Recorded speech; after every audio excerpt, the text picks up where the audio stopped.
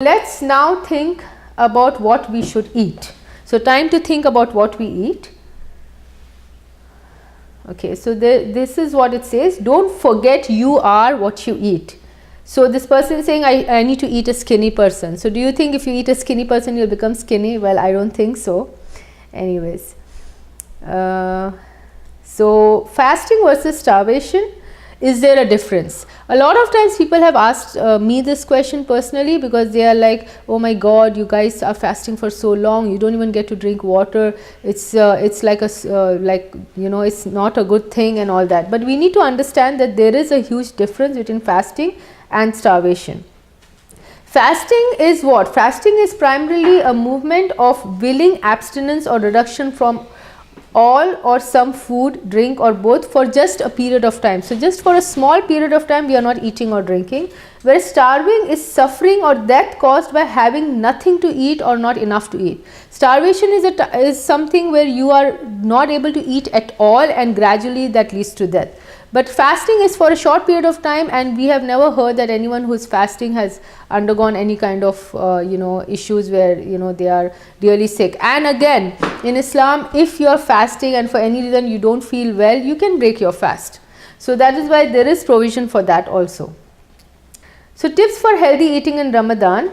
So one of the most important things that people should keep in mind, especially people who are a little elderly, that before you fast, you must consult with your doctor. If you have diabetes or heart disease or blood pressure or any other issues, it's always best to consult with your doctor, and only if they say it's okay for you to fast, you fast. Otherwise, you should try to avoid fasting if it is not going to be beneficial for you. So yummy, not always good for your tummy. So what does this mean? Well, basically what I would like to say is that when I went to a friend of mine, and during the month of Ramadan, like a few years back, and her son came running, a 5-year-old her son, and he said, oh mama, you know what, I just came to know that it's Ramadan, so up to it's going to be so great, I'm going to be getting all gulab jamun and pakoras and samosas to eat, I'm so excited. So basically what does this mean? Like a 5-year-old child also feels that Ramadan is a month of feasting, whereas Ramadan actually is a month of fasting. So unfortunately, a lot of us, before Ramadan starts, we start making preparations, but the preparations are what? We are making samosas and pakoras, and we are making all of these things and freezing them, so that during the month of Ramadan every day we will be eating fried foods and juice and all of these things. So what I would say is, eating every single day, eating these is not good for your health, it's detrimental for your health. Eating once in a while is different, but every single day if you are eating this, then it's not going to be good for you at all. And unfortunately, if you see that a lot of times, because I work for in a health center, I have seen many times that after Ramadan, the patients that come the most to our center are Muslim patients, and it's very unfortunate. And a lot of doctors who are non-Muslims, they really ask me that what do you guys do in Ramadan, that most of the patients, Muslim patients, always come after Ramadan. Someone's blood pressure is high, someone's sugar is high, someone's someone is not, their stomach is upset, like what do you guys do? So unfortunately that's not a good message we are portraying to the audience, to the people here. Because Ramadan, we have to remember, it's a month of fasting and praying, and it's a blessed month. It is not a month of feasting and enjoying, and then all these fried foods and all of these unhealthy foods, and unfortunately falling sick. So that's why we need to know what is the best way, what we should do. So benefits of Sehri: eating suhoor prior to dawn. So it's very, very important that you must try to get up and eat Sehri. A lot of times people tend to skip their Sehri, or they just eat very little, and they are like, oh, I don't feel like getting up late in the night, at 3-4 o'clock and eat. I know it is difficult, but you should try to ensure that you get up and eat at least something, because if you don't eat a healthy meal at that time and you just start fasting, then it's not good for your body.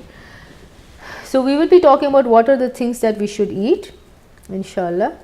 And then again, a healthy iftar. We will be talking about how our plate should look during iftar.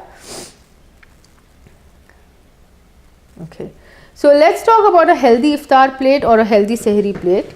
So if you look at this is the plate method of eating.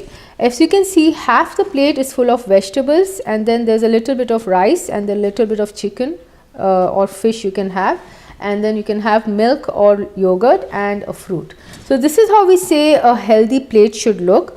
What I mean by this is, like, Monday to Friday, at least try to eat a healthy iftar and try to have a good sehri. Weekends, I know, we all want to go out, we all might have, parties or something. So if we are eating some fried foods or sweet foods, it's fine. But at least Monday to Friday, try to keep your iftar plate and your sehri plate healthy in such a way that you don't end up feeling sick.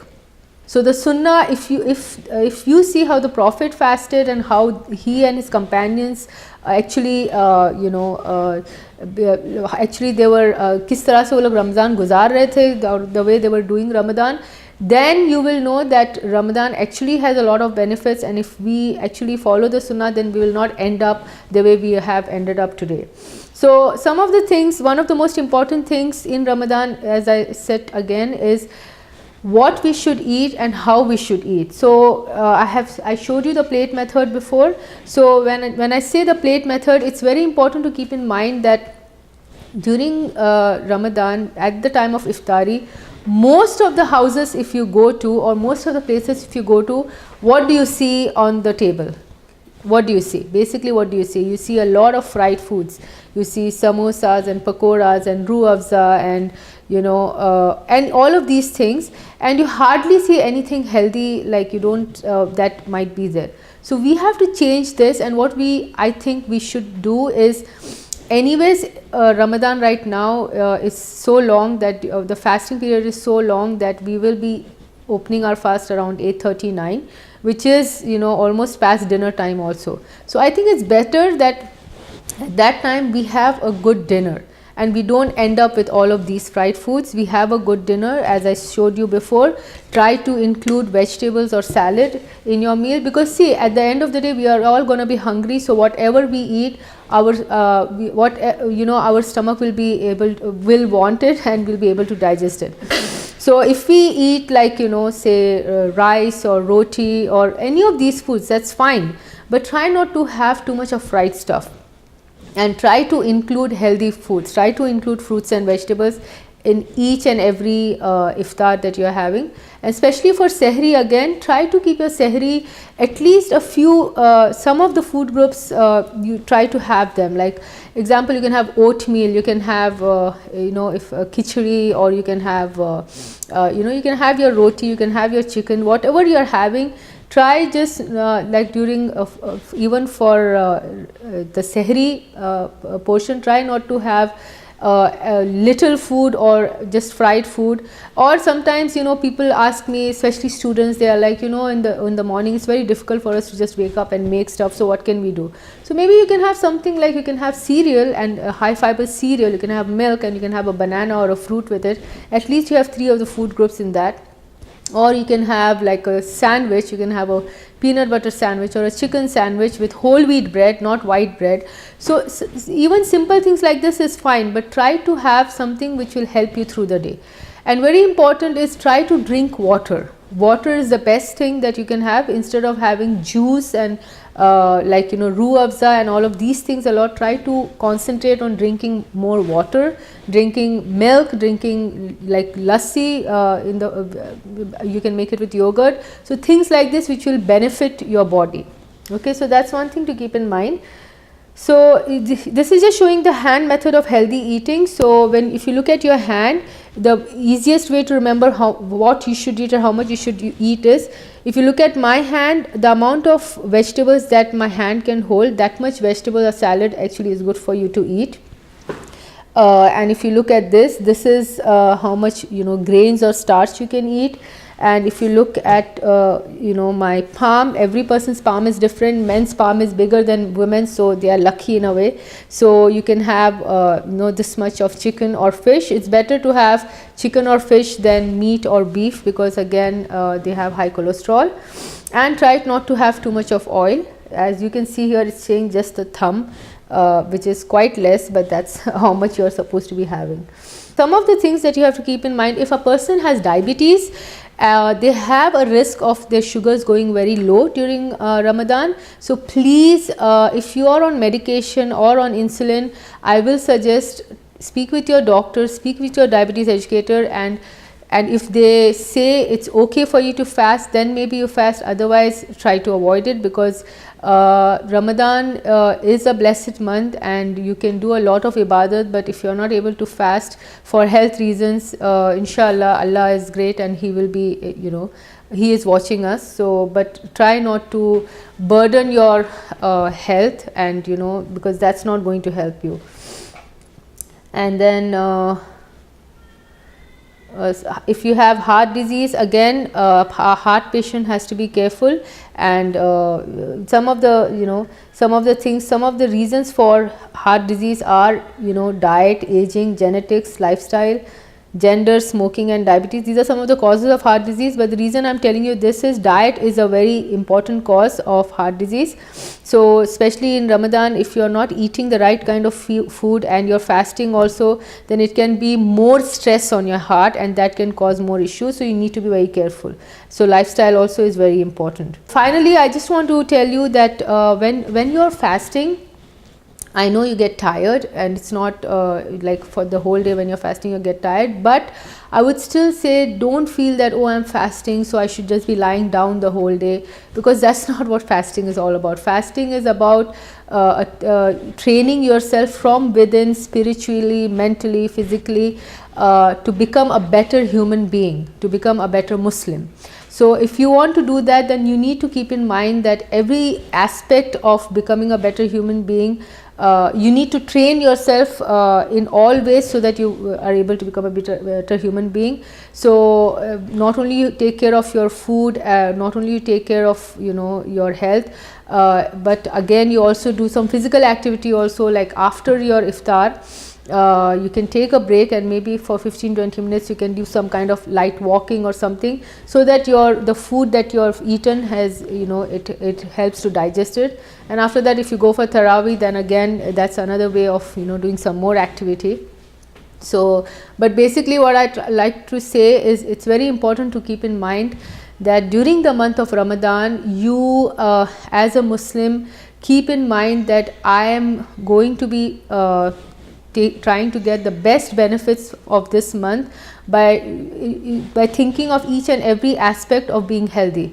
As I had mentioned earlier, what does health mean? A health according to World Health Organization is a state of complete physical, mental, social and emotional well-being, and not only the absence of disease or infirmity. So what that means is, mentally and emotionally, we have to be not only strong, but we have to be more, we have to develop feelings of kindness and empathy, try to avoid any kind of conflict, try to avoid having ill feelings. If you have had any kind of ill feelings with anyone, whether it's your friends or any or your spouse or any of your relatives, before the month of Ramadan, try to patch up, because that's important. Like we don't want to enter into this blessed month with any kind of ill feelings in our hearts for anyone. And again, another important thing is try to, not only during the month of Ramadan but even otherwise, try to interact with each other more, and try to know who your neighbors are, what are your neighbors doing, or what are your friends doing, does anyone need any kind of help or support. Because we might be sitting in our houses and having nice food, but maybe our neighbor might not be able to have that or afford that, or maybe you might have a friend or or student or someone in university who might not have the kind of food that you can enjoy. So try to be more empathetic and try to make sure that not only you are enjoying the Ramadan, the benefits of Ramadan and having a good lifestyle, but even the people around you are able to enjoy this.